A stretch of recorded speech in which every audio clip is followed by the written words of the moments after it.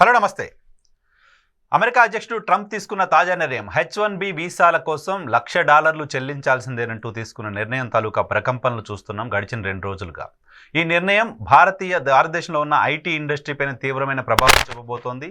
MNC కంపెనీలు కూడా H1B visa కోసం $1,00,000 ప్రతి ఎంప్లాయీకి చెల్లించే పరిస్థితిలో ఉండకపోవచ్చు. H1B వీసాల కోసం కొత్తగా అప్లై చేసే వాళ్ళు మాత్రమే కాకుండా ప్రతి ఏటా $1,00,000 చెల్లించాల్సి రావచ్చు లాంటి అంబిగ్విటీ కూడా చూసాం ట్రంప్ నిర్ణయం తర్వాత. సో నిన్న అమెరికా సర్కారు కొంత క్లారిటీ ఇచ్చింది ఈ అంశానికి సంబంధించి. కొత్తగా అప్లై చేసుకుంటున్న వాళ్ళు మాత్రమే $1,00,000 చెల్లించాల్సి ఉంటుంది. ఇప్పటికే H1B వీసా ఉన్న వాళ్ళు చెల్లించాల్సిన అవసరం లేదు. దాంతోపాటు ప్రతి ఏటా మళ్ళీ చెల్లించాల్సిన అవసరం లేదు అని కూడా చెప్పింది. సో ట్రంప్ ముందుగా తీసుకున్న నిర్ణయం ఏంటి, తాజా డెసిషన్ ఏంటి, దీనికి సంబంధించిన కాన్సిక్వెన్సెస్ ఏంటి, ఇది ఇక్కడితో ఆగిపోతుందా, ఇంకేమైనా చేంజెస్ వచ్చే పరిస్థితి ఉంటుందా? నిన్నటి స్టేట్మెంట్ తర్వాత పూర్తి మాట్లాడడానికి ఇమిగ్రేషన్ ఎక్స్పర్ట్ రాహుల్ రెడ్డి గారు మనతో పాటు లైవ్లో జాయిన్ అవుతున్నారు. సార్ నమస్తే. నమస్కారం అయినర్ గారు, బాగున్నారండి? బాగున్నాను sir, thank you. Good morning. సరే, ఈ డెసిషన్ తర్వాత క్లారిటీ వచ్చిందా? నిన్న 48 గంటల ముందు ఉన్న టెన్షన్ క్లియర్ అయినట్టుగానే భావించాలా? ఒక 90% క్లారిటీ వచ్చిందండి. ఇంకొక 10% గురించి కానీ లేదా 80% క్లారిటీ వచ్చింది, కానీ ఇంకొక 20% ఇంకా క్లారిటీ రాలేదు. అయితే మొదలు ట్రంప్ అడ్మినిస్ట్రేషన్ లీక్ చేసిందంటే, నార్మల్ గా మాకు ఒక లీక్ ఆర్గనైజేషన్ బ్లూమ్బర్గ్ వాళ్ళు కావాలని లీక్ చేశారట ఇన్ఫర్మేషన్. వాళ్ళు పబ్లిష్ చేసినా కూడా నార్మల్ గా జెన్యున్ ఉంటుంది, మాకు తెలుసు. వేరే ఎవరైనా లీక్ వచ్చిందంటే మేము పెద్ద సీరియస్ తీసుకోం. బ్లూమ్బర్గ్ ఫ్రైడే మార్నింగ్ మాకు రిలీజ్ చేసింది ఏంటంటే, ఇట్లా $1,00,000 పెడతాను H1B ఫీజు, కానీ వాళ్ళు ఏం డీటెయిల్స్ ఇవ్వలేము బ్లూమ్బర్గ్. అయితే $1,00,000 అంటే అది ఏంది ఎవరికి అర్థం కాకుంటుంది. ఆ తర్వాత సాయంత్రం పూట, అంటే ఫ్రైడే ఈవినింగ్ అక్కడ టైంలో, యుఎస్ టైంలో, మా టైంలో ఈవినింగ్ టైంలో ట్రంప్ అడ్మినిస్ట్రేషన్ ప్రెస్ కాన్ఫరెన్స్ పెట్టిండు. ఆ ప్రెస్ కాన్ఫరెన్స్ లో వేరే ఇష్యూస్ ఉన్నాయి, అందులో కూడా ఇమిగ్రేషన్ H1B అనేది ఒక ఇష్యూ ఉండే అన్నట్టు. అందులో ఆ కమర్స్ సెక్రటరీ అతను ఏమన్నాడంటే, క్లియర్ గా ఏమన్నాడంటే, ప్రతి ఏడాది ప్రతి H1B ప్రతి ఒక్కరికి కూడా $1,00,000 కట్టాల్సిందే అని చెప్పి ప్రెస్ కాన్ఫరెన్స్ చెప్పిండు. ప్రెస్ కాన్ఫరెన్స్ చెప్పిన తర్వాత మళ్ళీ ఒక 2 గంటలకు మళ్ళా మాకు ప్రెసిడెన్షియల్ ప్రొక్లమేషన్ పబ్లిష్ అయింది వైట్ హౌస్ లో. ఆ వైట్ హౌస్ లో మాత్రం వేరే తీరుగుంది. అందులో ఏముందంటే, ఎప్పుడైతే కొత్త H1B పిటిషన్స్ ఫైల్ చేస్తారో వాటికే $1,00,000 కట్టాలని ఉంది. అంటే కొత్త H1B అంటే ఎక్స్టెన్షన్స్ కూడా H1B, మరి వీసా స్టాంపింగ్ H1B, ఆ పిటిషన్స్ అంటే ఏంది, మాకు అది క్లియర్ గా వాళ్ళు అది కూడా ఎక్స్ప్లెయిన్ చేయలేదు. ఈ లోపల ఏంటంటే, మరి చాలా మంది ఫ్లైట్ లో ఉన్నారు. వీళ్ళు ఫ్లైట్ పోయిన తర్వాత వీళ్ళు ఎప్పుడు దిగుతారు? సండే మార్నింగ్ నుంచి దిగుతా అంటారు వాళ్ళు. మరి వీళ్ళని ఎలవ్ చేస్తారా, మరి మధ్యాహ్నం అక్కడేసి బొక్కలేస్తారా? $1,00,000 తీసుకురా. ఎప్పుడు నుంచి తీసుకొస్తారు $1,00,000? అది కూడా మీ కంపెనీ నుంచి పట్టుకురామంటే వాళ్ళు ఎక్కడి నుంచి పట్టుకొస్తారు? ఆ కంపెనీ ఆథరైజ్ చేయాలన్నా, ఒకళ్ళు ఇవ్వాలన్నా దానికి ఒక ప్రొసీజర్ ఉంటది. మరి ఈ లోపల వాళ్ళని బొక్కలు పెడతారా, వెనుకకు పంపిస్తారా, ఏం అర్థం కాలేదు అన్నట్టు. సో ఇమ్మీడియట్ గా ఏమంటే, మేము ఏంటంటే ఎవరు కూడా ప్రయాణం చేయొద్దని చెప్పేసాం అందరికి. ఎందుకంటే ప్రయాణం చేస్తే ఏమైతే మాకు తెలియదు అక్కడ పోయిన తర్వాత.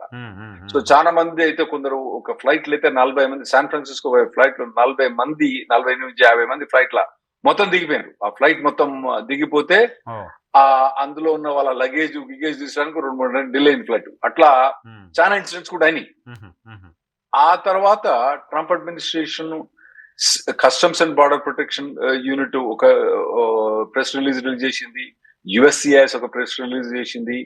తర్వాత ర్యాపిడ్ రెస్పాన్స్ అని గవర్నమెంట్ అథారిటీస్, మన ఏదైతే ట్రంప్ అడ్మినిస్ట్రేషన్ ఉందో వాళ్ళు ఒక ప్రెస్ రిలీజ్ చేసిండ్రు. ఆ తర్వాత ట్రంప్ అడ్మినిస్ట్రేషన్ ప్రెస్ సెక్రటరీ ఒక రిలీజ్ చేసిండ్రు. ఇవన్నీ రిలీజ్ ప్రకారం ఏంటంటే, ఇప్పుడున్న వీసా హోల్డర్స్ కు మాత్రం ఒకవేళ వాళ్ళు US కి ఎంటర్ అయ్యదలుచుకుంటే వాళ్ళకి ఇబ్బంది లేదు. ఓకే. ఆ తర్వాత H1B ఎక్స్టెన్షన్ ఫైల్ చేసుకునే వాళ్లకు ఈ వీసా ఈ $1,00,000 ఎక్స్టెన్షన్ అప్లై చేసుకునే వాళ్ళు, అంటే US లో ఉండి ఎక్స్టెన్షన్ అప్లై చేసుకునే వాళ్లకు ఈ $1,00,000 వర్తించదు. తర్వాత US లో ఉన్న స్టూడెంట్ వీసా వాళ్ళు H1B కి ట్రాన్స్ఫర్ చేసుకుంటే ఈ $1,00,000 వాళ్ళు వర్తించదు. అయితే వాళ్ళు అక్కడే ఉండి ట్రాన్స్ఫర్ చేసుకోవాలి, మళ్ళీ ఇండియా రావద్దు. అంటే ఇక్కడ నుంచి స్టూడెంట్ వీసా మీద పోయి అక్కడనే ట్రాన్స్ఫర్ చేసుకునే వాళ్ళకి $1,00,000 వర్తించదు. ఎవరికి వర్తిస్తుంది అంటే, ఇప్పుడు మన దగ్గర ఒక పెద్ద కంపెనీలో జాబ్ చేస్తుండ్రు హైదరాబాద్ లో. అతను ఇక్కడి నుంచి H1B తీసుకొని గనుక యుఎస్ కు పోదలుచుకుంటే మాత్రం ఫస్ట్ $1,00,000 కట్టిన తర్వాతనే అతను H1B ఫైల్ చేసుకోవచ్చు అతను. ఓకే. ఏది ఇండియా నుంచి డైరెక్ట్. ఇది మాత్రం క్లారిటీ ఉంది మాకు ఇందులో మాకు. ఇప్పుడు క్లారిటీ లేనిది మాకేంటంటే ఇప్పుడు ఒక అతను 3 ఏళ్ళు యుఎస్ లో H1B పనిచేసిండు. 3 ఏళ్ళు పనిచేసిన తర్వాత ఇక్కడికి వచ్చిండు. మళ్ళా పోదలుచుకుండు అనుకోండి, అతనికి మళ్ళీ అతనికి $1,00,000 అప్లికబులా, $1,00,000 అప్లికబుల్ కాదా అన్నది అర్థం కావట్లేదు మాకు. ఇంకోటి ఏంటంటే వాళ్ళు ఇచ్చిన ప్రెస్ స్టేట్మెంట్స్ వాళ్ళు మమ్మల్ని తిట్టడం తప్పితే వాళ్ళు కరెక్ట్ క్లియర్ గా ఇవ్వడం చెప్తట్లేదు. వాళ్ళు ఏమంటారు, లాయర్లు, కార్పొరేట్ లాయర్లు అందరూ సర్వనాశనం చేయడానికి ఉన్నారని చెప్పి వాళ్ళు పెద్ద మా మీద కమెంట్ చేసినప్పుడు, మీ ఛానల్ మన ఛానల్ నేను వచ్చినా కూడా వీటి మీద కమెంట్ చేసిన వాళ్ళు. అయితే వాళ్ళకు పెటిషన్ వీసా అన్న దానికి, పెటిషన్ అంటే పెటిషన్ అనేది ఇమిగ్రేషన్ తోటి ఫైల్ చేస్తాం, వీసా అన్నది మనం ఇక్కడ స్టేట్ డిపార్ట్మెంట్ తోటి అప్లై చేస్తాం. వాళ్ళు దీనికి దానికి మధ్యలో డిఫరెన్స్ వాళ్ళు ఏమంటారు, వీసా అప్లికెంట్స్ కే ఎలిజిబుల్ అంటారు. అరే నాయన, నువ్వు వీసా అప్లై చేసేటప్పుడు కొత్త పెటిషన్స్ కి ఎలిజిబుల్ అంటారు. అంటే కొత్త పెటిషన్స్ అంటే మరి ఏవి కొత్త పెటిషన్స్? ఇప్పుడు ప్రతి మేము ఎక్స్టెన్షన్ చేసేది కొత్త పెటిషన్స్ లేకుంటే ఏది కొత్త పెటిషన్? ఏది ఇప్పుడు ఒకవేళ అతను ఇండియాకు వచ్చి ఇండియాలో ఉండి ఒక 3 ఏళ్ళు యుఎస్ లో పనిచేసిండు, ఇక్కడికి వచ్చిండు, ఏడాది అయిపోయింది, మరి ఇప్పుడు H1B అతను ఫైల్ చేయదలుచుకుంటే అతనికి మరి అతనికి ఇది వర్తిస్తుందా, $1,00,000 అతను వర్తిస్తుందా నాకు తెలియదు. క్లారిటీ లేదు. లేదు. సో కొన్ని క్లారిటీ లేదు మాకు ఇప్పుడు. సో ఈ క్లారిటీ ఇంకో 1-10 రోజులు వస్తుంది అనుకున్నా. కానీ ఇప్పుడు ఏంటంటే ఎమర్జెన్సీగా మాకు, స్పెషల్లీ మాకు ఏంటంటే ప్రాబ్లం ఏమిందంటే, ట్రావెల్ చేసే వాళ్ళు ఉంటారు చాలా మంది. ఇంకోటి బయట దేశాల పోయి ఆగిపోయి ఉన్న వాళ్ళు బయట దేశాల నుంచి వెనక, ఇప్పుడు ఇండియాకి వచ్చిన వాళ్ళు ఉంటారు కదండి విజిటింగ్ వీసా, వాళ్ళు వెనక పోవచ్చా పోరా అన్నది వాళ్ళు పెద్ద కాల్స్ మీద కాల్స్ వస్తాయి. ఏం చెప్తాం, నువ్వు పోతే బొక్కలు పెడతారో తెలియదు, పంపిస్తారు, వీసా ఉన్నా పంపిస్తారు. ఇప్పుడైతే ఎమర్జెన్సీకి అయితే మాకు రిజల్యూషన్స్ అన్ని వచ్చేసినాయి. ఏమనంటే, ఒకవేళ వీసా ఆల్రెడీ స్టాంప్ అయి ఉంటే మీరు వెళ్ళిపోవచ్చు, మీకు ఇబ్బంది ఏం లేదు, అక్కడ ఎక్స్టెన్షన్ ఫైల్ చేసుకోవచ్చు, అక్కడ చేంజ్ ఆఫ్ స్టేటస్ ఫైల్ చేసుకోవచ్చు. $1,00,000 అప్లికబుల్ కాదు. ఓన్లీ ఎవరికంటే కొత్తగా ఇండియా నుంచి కానీ వేరే దేశం నుంచి వచ్చే H1 మాత్రం ఈ $1,00,000 వర్తిస్తుంది. ఓకే. సో H1B ఉండి దానికి సంబంధించిన టెన్యూర్ పూర్తి కాకముందు మళ్ళీ ఎక్స్టెన్షన్ కోసం అప్లై చేసుకుంటారు కదా, సర్టన్ టైం 6 months ఉంటుందా? 6 months ముందు అప్లై చేసుకోవాలి కదా? అవును, 6 months ముందు అప్లై చేసుకోవాలి. 6 months దాటిపోయింది, వాళ్ళది ఎక్స్పైర్ అయిపోయింది, మళ్ళీ కొత్తగా అప్లై చేసుకోవాలి. అప్పుడేముంటుంది? అట్లా కాదండి. 6 months అంటే ఇప్పుడు మనం అనుకుందాము, ఇప్పుడు మేలా అతనికి H1B ఎక్స్టెన్షన్, మే 2026 లో H1B అవుతుంది. మే 2026 లో H1B అయితే మనం ఎప్పటి నుంచి ఫైల్ చేసుకోవచ్చు? మనం డిసెంబర్ నుంచి ఫైల్ చేసుకోవచ్చు. అతను డిసెంబర్ 2025 నుంచి ఫైల్ చేసుకోవచ్చు. మీరు చెప్పేది ఏంది, మే తర్వాత ఫైల్ చేసి మే తర్వాత అతను యుఎస్ ఉండరాదు. ఎందుకంటే అతను H1B మేక్ ఎక్స్పైర్ అయిపోయింది కాబట్టి అతను మే తర్వాత ఉండరాదు. ఒకవేళ అతను ఉండదలుచుకుంటే అప్పుడు ఏం చేయాలంటే B2 అని ఒకటి ఫైల్ చేసుకోవచ్చు, లేదా H4 ఫైల్ చేసుకోనని అక్కడ ఉండొచ్చు. అట్లా ఫైల్ చేసుకునే వాళ్ళు అక్కడికక్కడికి ట్రాన్స్ఫర్ చేయడానికి మాత్రం ఇబ్బంది ఏమీ లేదు H1. సో వాళ్ళు 6 months ముందు మళ్ళీ ఎక్స్టెన్షన్ కోసం వెళ్తే కూడా $1,00,000 పే చేయాల్సిన అవసరం లేదు. అసలు లేదు. కాకపోతే వాళ్ళ ఎక్స్టెన్షన్ కానివ్వండి, చేంజ్ ఆఫ్ కంపెనీ, ఇప్పుడు కంపెనీ ఏకి పని చేస్తుండు, ఇండియాకి వచ్చేసిండు, కంపెనీ ఏకి రిజైన్ చేసి ఇండియాకి వచ్చిండు, ఇప్పుడు కంపెనీకి బికి ఫైల్ చేయడానికి H1B ఫైల్ చేస్తుండు. అతను లాటరీ ద్వారా పోనక్కర్లేదు, ఎందుకంటే లాటరీ అనేది ఒకసారి ఇచ్చిన తర్వాత 6 ఏళ్ళ దాకా వాడుకోవచ్చు H1. 3 ఏళ్ళు వాడుకున్నాడు, ఇంకా 3 ఏళ్ళు ఉంది కాబట్టి అతనికి $1,00,000 వర్తిస్తుందా అన్నది ఇంకా క్లారిటీ లేదు మాకు. ఓకే. అతనికి ఫస్ట్ ఏ కంపెనీ పే చేసి ఉంటుంది? 6 years ఉంటుంది. ఏ కంపెనీకి ఇప్పుడు ఇదివరకు పే చేసింది కదండి, ఇదివరకు మనకు $1,00,000 లేవు కదా. ఇప్పుడు కొత్తగా వచ్చింది కదా $1,00,000. అవును. మరి ఇప్పుడు ఈ $1,00,000 కంపెనీ బి ఫైల్ చేసినప్పుడు, ఎందుకంటే అతను ఇండియాలో ఉన్నాడు, కొత్త పిటిషన్ ఫైల్ చేస్తాం కాబట్టి మనకి $1,00,000 అన్నది ఇంకా మాకు క్లారిటీ అర్థం కావట్లేదు. ఓకే. ఇంకోటి, ఇప్పుడు లాటరీలో మొన్న అయిపోయింది, ఇప్పుడు October 1 నుంచే కొత్త H1B వీసాలన్నీ వ్యాలిడ్ అవుతాయి. కొత్త వీసాలన్నీ H1B వీసాలన్నీ కూడా October 1 నుంచి వ్యాలిడ్. వ్యాలిడ్ అవుతాయి. ఇప్పుడు వాళ్ళు చెప్పింది ఏంటంటే ఇప్పుడున్న H1B పిటిషన్స్ ఏవైతే అప్రూవ్ అయినాయో ఇప్పుడు వాళ్ళు వీసా స్టాంపింగ్ పోతారో వాళ్ళకి $1,00,000 వర్తించదని చెప్పిన మాకు. ఇది ట్విట్టర్ లో చెప్పాను. మరి USCIS డిపార్ట్మెంట్ ఆఫ్ స్టేట్ అవేం చెప్పలేదు. ట్విట్టర్ లో చెప్పాను. మరి అది అఫీషియల్ స్టేట్మెంట్ అనుకుంటున్నా. కన్సిడర్ చేయలేమా ట్విట్టర్ అది అఫీషియల్ కాకపోతే? చెప్పలేమంటే మరి ప్రెస్ కాన్ఫరెన్స్ లో వాళ్ళు చెప్పింది బ్యాక్ ఆఫ్ అయితే ట్విట్టర్ లో బ్యాక్ ఆఫ్ అవుతారా, దాన్ని మళ్ళీ క్లియర్ గా వర్ణించినట్టు మళ్ళీ వేరేమైనా చేంజ్ చేస్తారా మనకు తెలియదు. మొత్తానికి మేము అనుకున్నది ఏంటంటే ఇప్పుడు H1B కోటా వాళ్ళు October 1 పోయే వాళ్ళకి మాత్రం ఇది వర్తించదనే మేము అనుకుంటున్నాం. October 1, 2025 పోయే వాళ్ళకి October 1, 2025 తర్వాత మనకు తెలుస్తుంది ఆ విషయం. ఆ 1-2 తారీఖులో హడిల్స్ వస్తాయి. వీళ్ళకి వర్తించదనే మేము అనుకుంటాం. 95% అందరూ అనుకుంటాం. అది ఇప్పుడు మళ్ళీ ఎన్నిటికి ఇంకో పెద్ద కన్ఫ్యూజన్ ఉందండి సార్.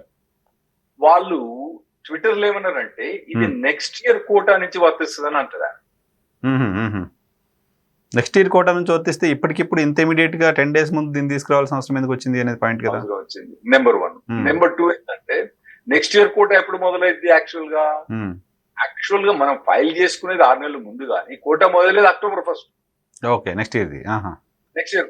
ఓకే, ఇప్పుడు ఈ October 1 మొదలైతే ఈ ఎగ్జిక్యూటివ్ ఆర్డర్ ఎప్పుడు ఇష్యూ అయింది? September 21, 2025 ఇష్యూ అయింది. ఇది 1 year ఎక్స్పైర్ అవుతాను. ఓకే, ఆర్డర్ ఎక్స్పైర్ అవుతుంది. September 21, 2026 కి ఆర్డర్ ఎక్స్పైర్ అవుతాను. ఓకే, నెక్స్ట్ కోటా మొదలయ్యేది October 1. ఓహో, ఓకే. అప్పటికి ఆర్డర్ ఉండదు. ఈ ఆర్డర్ ఉండదు. ఈ ఆర్డర్ ఎక్స్పైర్ అయిపోయింది. ఈ ఆర్డర్ ఎక్స్టెండ్ చేయడానికి ఉండదా? ఎక్స్టెండ్ చేయొచ్చు, అది వేరే విషయం. ఓకే, ఎక్స్టెండ్ చేయొచ్చు. కానీ ఈ ఆర్డర్ అయితే September 21, 2026 ఎక్స్పైర్ అవుతుంది. అటువంటిప్పుడు నెక్స్ట్ ఇయర్ కోసం చేశారని చెప్పడం అనేది ఇన్వాలిడ్. అదే అండి. ఇప్పుడు ఎట్లా అంటే పంచ పాండవులు ఎంతమంది అంటే మంచం కోళ్ళ వలె ముగ్గురు అని ఇట్లా చూపెట్టిండట. ఇప్పుడు వాళ్ళు చెప్పిన తీరి అట్లుంది. ఎందుకంటే వాళ్ళు చెప్పేదానికి వాళ్ళు చెప్పేదానికి రాసేదానికి ఏం పొంతన కనబడతలేదు. ఇంకోటి ఏంటంటే ఇవన్నీ కూడా ఇమిగ్రేషన్ అథారిటీస్ వచ్చి ఇవన్నీ ఎక్స్ప్లెయిన్ చేస్తే బాగుంటది. ఇమిగ్రేషన్ లాయర్స్ కానీ ఇమిగ్రేషన్ ప్రెస్ రిలీజ్ వాళ్ళు వచ్చి రిలీజ్ చేస్తే వాళ్ళకి బాగుంటది. డిపార్ట్మెంట్ ఆఫ్ కామర్స్ వానికి ఏం తెలుసండి ఇమిగ్రేషన్ వాడు వచ్చి రిలీజ్ చేసి వాడు వచ్చి చెప్పడం. తర్వాత వీళ్ళందరినీ కూడా అఫీషియల్ గా USCIS లో, తర్వాత CBP లో, తర్వాత స్టేట్ డిపార్ట్మెంట్ లో వాళ్ళ వెబ్సైట్ లో క్లియర్ గా ఇన్స్ట్రక్షన్ పబ్లిక్ చేస్తే వాళ్ళకి తెలుసు. ఎందుకంటే వాళ్ళు కొద్దిగా ఆలోచించి ఏం చేస్తారు. వీళ్ళు తుత్తర స్టేట్మెంట్ పోయి అక్కడ పబ్లిష్ చేసినట్టు. సో ఇదంతా మరీ కన్ఫ్యూజన్ ఉంది. ఏంటంటే అసలు ఇది వాళ్ళు న్యూ పిటిషన్స్ కి అప్లై చేస్తారు. న్యూ పిటిషన్స్ కొత్త న్యూ కోటా పిటిషన్స్ అంటే next year new quota petitions అది మొదలైతే October 1. ఈ ఎగ్జిక్యూటివ్ ఆర్డర్ September 21 ఎక్స్పైర్ అయిపోతుంది, సన్సెట్ అవుతా. సో ఇప్పటికిప్పుడైతే మన వాళ్ళు ఎవరైతే వీసా ఉన్నారో వాళ్ళు వెళ్ళిపోవచ్చు. ఆల్రెడీ H1B అప్రూవ్ అయిన వాళ్ళు ఇప్పుడు వీసాకి అప్లై చేసుకోవచ్చు. వాళ్ళకు కూడా ఇబ్బంది ఏం లేదు. కాకపోతే ఈ US లో మాత్రం చేంజ్ ఆఫ్ స్టేటస్ ఉన్న వాళ్ళకు వాళ్ళు చేసుకోవచ్చు, ఇబ్బంది ఏం లేదు. కాదు సార్, ఇప్పుడు ఎవరి దగ్గర నుంచి ఒక స్టేట్మెంట్, ఒక ప్రెస్ రిలీజ్ వస్తే బిలీవ్ చేయాలి. ఇప్పుడు వచ్చిన 6-7 ఆర్గనైజేషన్స్ నుంచి క్లారిఫికేషన్స్ వచ్చాయి, ట్విట్టర్ క్లారిఫికేషన్స్ వచ్చాయి, ఒకటి ప్రెస్ నోట్ లాగా ఇచ్చినట్టున్నారు. వీటిని దేన్ని నమ్మాలో నమ్మకూడదో తెలియని పరిస్థితుల్లో మీలాంటి వాళ్ళు కూడా ఇంకా కొంత అంబిగ్యూటీ ఉంది అని చెప్తున్నారు. ఎక్కడి నుంచి ఒక స్టేట్మెంట్ వస్తే దాన్ని మనం బిలీవ్ చేయొచ్చు, ఎక్కడి నుంచి వచ్చే స్టేట్మెంట్ ఒక పర్ఫెక్ట్ క్లారిఫికేషన్ గా చూడాల్సిన అవసరం ఉంటుంది. USCIS ఇమిగ్రేషన్ సర్వీస్ కానీ వాళ్ళు ఇచ్చింది. వాళ్ళు కూడా క్లారిటీ ఏమి ఇవ్వలేదు కానీ ఇచ్చిండ్రు వాళ్ళ స్టేట్మెంట్. ఇప్పుడైతే H1B వీసా ఉన్న వాళ్ళకు, తర్వాత ఎక్స్టెన్షన్ స్టేటస్ ఉన్న వాళ్ళకు వాళ్ళు చేసుకోవచ్చు. $1,00,000 కాదని ఎక్స్టెన్షన్ చేసుకోవాలి. ఇంకొక క్లారిఫికేషన్ ఇవ్వండి సార్. ఇప్పుడు కొత్తగా October 1 నుంచి H1B కోసం అప్లై చేస్తున్న వాళ్ళు అప్లై చేస్తున్నప్పుడే $1,00,000 పే చేయాలా? లాటరీలో వాళ్ళకి ఎలిజిబిలిటీ వచ్చిన తర్వాత పే చేయాల్సిన అవసరం ఉంటుందా? ఇప్పుడు ఈ October 1, 2025 వాళ్ళకి ఇది వర్తించదని నాకు క్లియర్ గా చెప్పింది. ఎందుకంటే ఆల్రెడీ అప్లికేషన్స్ అన్ని డెడ్ లైన్ అయిపోయింది. మాకు అప్లికేషన్ ఫైల్ చేసే డెడ్ లైన్ అయిపోయింది. కొత్తగా మేము ఫైల్ కూడా చేరాలి. ఓకే, ఫైల్ చేస్తే డినే చేస్తారు ఎందుకంటే ఆ డెడ్ లైన్ అయిపోయింది. సో ఇప్పుడు నెక్స్ట్ October కోటా అన్నది మాకు ఎప్పుడు మొదలైంది? మార్చి నుంచి ఏప్రిల్ మధ్యలో తంతంగా మొదలైంది. ఆ తంతంగాన్ని కూడా వాళ్ళు చేంజ్ చేయడానికి ట్రై చేస్తారు. ఆ తంతంగా మొదలైంది. మ్మ్. అప్పుడు మొదలైనప్పుడు ఈ కొత్త రూల్స్ ప్రకారం మేము అనుకునేది, వాళ్ళు చెప్పినది ఏంటంటే, మ్మ్. మేము ఎస్టిమేట్ చేసేది ఏంటంటే, వాళ్ళు మొదలు మనం లాటరీకి అప్లై చేసుకుంటాం. మ్మ్. అప్లై చేసుకున్న తర్వాత మన ఓన్ పేరు తగిలింది అనుకోండి, సుబ్బారావు గారి పేరు తగిలింది. మ్మ్. సుబ్బారావు గారి పేరు తగిలిన తర్వాత అప్పుడు మనం ఏం చేయాలంటే, కంపెనీ ఏం చేయాలి, $1,00,000 తీసుకొని, నేను ఏ కంపెనీ ఇగో సుబ్బారావుకి H1B లాటరీ తగిలింది కాబట్టి ఈ సుబ్బారావుకు నేను $1,00,000 పే చేస్తాను అని చెప్పి $1,00,000 చేసుకొని అక్కడి నుంచి రిసీట్ పట్టుకుపోయి H1B ఫైల్ చేయమని చెప్తాను. వాళ్ళు ఆ రిసీట్ తీసుకోవాలి, H1, ఆ రిసీట్ లేని వాళ్ళు H1B తీసుకోరని చెప్తాను. ఇంకోటి కొన్ని చెప్పాలండి మైనర్ గారు, మన $1,00,000 కడతాం ఫస్ట్ ఏకం. కట్టిన తర్వాత H1B రిజెక్ట్ అయితే, H1B వేరే టెక్నికల్ వేరే అదర్ రీజన్స్ కూడా రిజెక్ట్ అయ్యే ఛాన్స్ ఉంటాయి. మరి $1,00,000 ఎందుకు ఇస్తాడా వాడు? అది కూడా క్లారిటీ లేదు. అది లేదు. ఇంకోటి ఇప్పుడు ఈ కొన్ని ఎట్లున్నాయి, అది $1,00,000. ఇంకోటి ఈ $1,00,000 ఎంప్లాయీకి ఇచ్చినప్పుడు, ఎంప్లాయీ పేరు మీద సుబ్బారావు గారి పేరు మీద కట్టినప్పుడు సుబ్బారావు గారి దగ్గర నుంచి $1,00,000 తీసుకోరాదు కంపెనీ. ఎట్టి పరిస్థితుల్లో ఈ $1,00,000 తీసుకోరాదు. అది department of labour regulations already clear ఉన్నాయి. ఇంకోటి ఈ సుబ్బారావును $1,00,000 సరే మంచి వర్త్ అనుకుందాం, $1,00,000 పెట్టి తీసుకుంది వస్తాడు అనుకుందాం యూఎస్ కు. వచ్చిన తర్వాత సుబ్బారావు మొత్తానికి అయితే టాలెంటెడ్ గా, ఎందుకంటే టాలెంటెడ్ గా కాకపోతే $1,00,000 ఎవరు కడతారు, కంపెనీ కట్టదు కదా, ముందుకు రాదు కదా. వచ్చిన తర్వాత వీడు నా కంపెనీ పని చేస్తున్న రూల్ ఏముందండి, కరెక్టే కదా, నా కంపెనీ చేస్తున్నాడు. అచ్చా, ఇవన్నీ అయిన తర్వాత ఇంకొన్ని ఉన్నాయండి వైఎన్ఆర్ గారు, కొన్ని ఇది ఎవరికన్నా బెనిఫిట్ అయిద్దా దీనివల్ల అంటే, ఉన్నారు కొందరికి బెనిఫిట్ అయితే, మన ఇండియన్స్ కి బెనిఫిట్ అయితే. మళ్ళీ ఎట్లా? ఇప్పుడు వీళ్ళు చెప్పే రూల్ ప్రకారం ఏంటంటే, కొత్తగా ఇండియా నుంచి వచ్చే H1s అందరు బంద్ చేస్తారు. అయితే మన దగ్గర యుఎస్ లో ఎంతమంది ఉన్నారంటే F1 మీద వాళ్ళకి 3 ఏళ్ళే ఛాన్స్ వస్తుంది H1B లాటరీ, తెలుసు కదా. లాటరీ మార్చి నుంచి ఏప్రిల్ దగ్గర లాటరీ పోతుంది, లాటరీలో మన పేరు తగిలితే H1 రావాలి, అప్రూవ్ కావాలి అని తెలుసు కదా. అయితే చాలా ఏళ్ళ నుంచి కొందరు ఏంటంటే వాళ్ళ నెంబర్ రావట్లేదు, వాళ్ళ పేరు రావట్లేదు అలా, సుబ్బారావు గారి పేరు రావట్లేదు అలా. ఓకే, వాళ్ళందరూ స్టూడెంట్ వీసా మీద ములుగుతా కూస్తున్నారు. వాళ్ళందరికి అడ్వాంటేజ్ ఏంటి? ఓకే, కొత్తగా బయట నుంచి అప్లికేషన్స్ రావు కాబట్టి, బయట నుంచి అప్లికేషన్స్ తగ్గిపోతాయి కాబట్టి F1 మీద ఉన్న వాళ్ళకు మాత్రం భలే అన్నట్టు, పైగా వాళ్ళు పే చేసే అవసరం కూడా లేదు. వాళ్ళు ఇప్పుడు బంగ్రా డాన్స్ చేస్తారు అక్కడ. ఓకే. తర్వాత ఇప్పుడు చాలా మంది మనోళ్ళు కొంతమంది L1 వీసా మీద పోతారండి. ఇప్పుడు L1 వీసా మీద పోయిన వాళ్ళు ఒక కంపెనీ నుంచి ఇంకో కంపెనీకి మూవ్ కారాదు, వాళ్ళకి చాలా risk. 99% of the people move కారాదు అన్నట్టు, చాలా అదే కంపెనీకి పని చేయాల్సి వస్తుంది. H1 మీద పోయినోడు మాత్రం వేరే కంపెనీకి మూవ్ కావచ్చు. ఓకే. అయితే ఇప్పుడు L1 మీద పోయిన వాళ్ళు H1 కు ట్రాన్స్ఫర్ చేసుకోవాలన్నా కూడా అంతకుముందు లాటరీ ధర పోవాలి. ఆ లాటరీ ధర ఇంతకుముందు, ఇప్పుడు కొత్తగా ఏంది, ఇండియా నుంచి వచ్చేవానికి ఏమో $1,00,000 కట్టాలి, అక్కడ L1 నుంచి H1B ట్రాన్స్ఫర్ చేసేవానికి ఇది $1,00,000 వర్తించదు.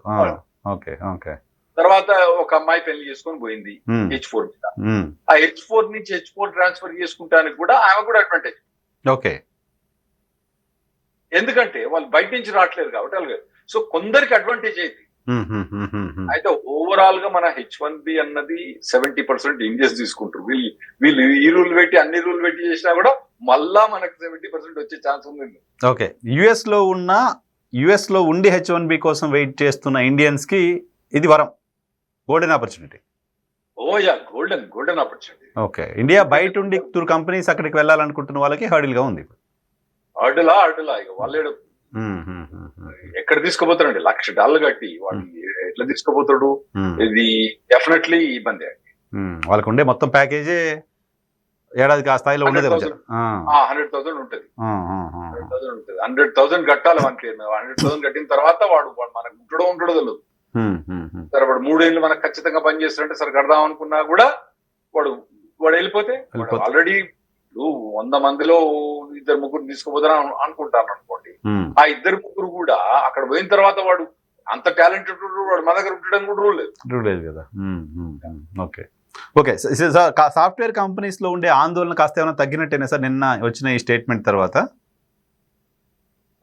కొద్దిగా అంటే నేను కంపెనీ ఓనర్స్ తోటి మనం కూడా మాట్లాడినాం కదా, నరేంద్ర నరేంద్ర గారితో మాట్లాడినప్పుడు సో కొద్దిగా వాళ్ళు కూల్ ఆఫ్ అయిపోయారు. సరే మేము ఇప్పటికైతే సర్వైవ్ కాగలుగుతాం, ఈ రోజైతే బతుకుతాం, రేపటి సంగతి రేపు చూసుకుందాం, ఈ రోజైతే బతుకుతాం. ఎందుకంటే మాకున్న కంపెనీలో పనిచేసే వాళ్ళకు ఎగ్జిస్టింగ్ వాళ్ళకి ఇబ్బంది లేదు, మేము వాళ్ళకి ఎక్స్టెన్షన్ ఫైల్ చేసుకోవాలంటే ఇబ్బంది లేదు, మేము స్టూడెంట్ వీసాలు రిక్రూట్ చేసుకోవడానికి మాకు ఇబ్బంది లేదు, H4 గాని L1 రిక్రూట్ చేసుకోవడానికి మాకు ఇబ్బంది లేదు, కొత్తగా ఇండియా నుంచి తీసుకొచ్చడమే ఇబ్బంది. కాబట్టి మాకు ఇప్పటికైతే మాకైతే మేము బతకగలుగుతాము, బతకట్టుకుంటామా అది వేరే విషయం, బతకమైతే కలుగుతాం.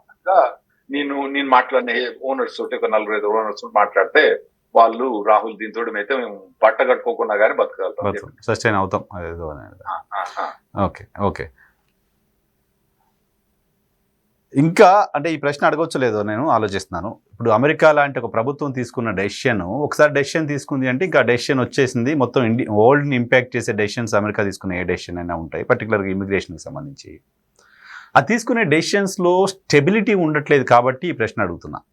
నిన్న వచ్చిన క్లారిఫికేషన్ అనేది మనం క్లియర్గా క్లారిఫికేషన్ వచ్చినట్టే చూడాలా, మళ్ళీ తూచ్ ఇలా కాదు ఇలా అనే ప్రమాదం ఏమైనా ఉందా ప్రభుత్వం వైపు నుంచి?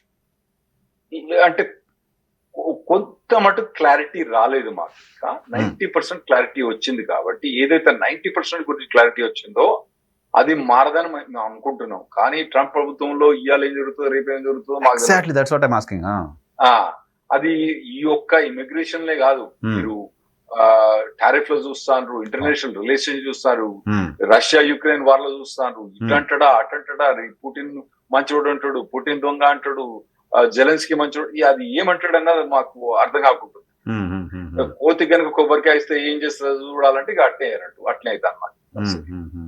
ఇప్పుడు ఈ 6 నెలల్లో నేను చూసిన ఇమిగ్రేషన్ చేంజెస్ నేను 30 ఏళ్ళలో చూడలేదండి. 30 ఏళ్ళు ప్రాక్టీస్ చేస్తాను కానీ నాకు ఇప్పుడు ఎన్ని ఇయర్స్ ఎక్స్పీరియన్స్ ఉంది. 6 నెలలు నేను చెప్తాను, 29.5 ఏళ్ళు వెళ్ళిపోయింది నాకు, పని చేస్తలేదు నాకు. సో ట్రంప్ని నమ్మలేవు, ట్రంప్ అడ్మినిస్ట్రేషన్ నమ్మలేదు. అందులో ఏంటంటే మెగా ప్యాక్ అని ఉందండి. ఆ మెగా అన్నుళ్ళు కొద్దిగా రైట్ వింగ్ పర్సన్స్ వాళ్ళ లెక్క ఇన్ఫ్లుయెన్స్ చేస్తారు.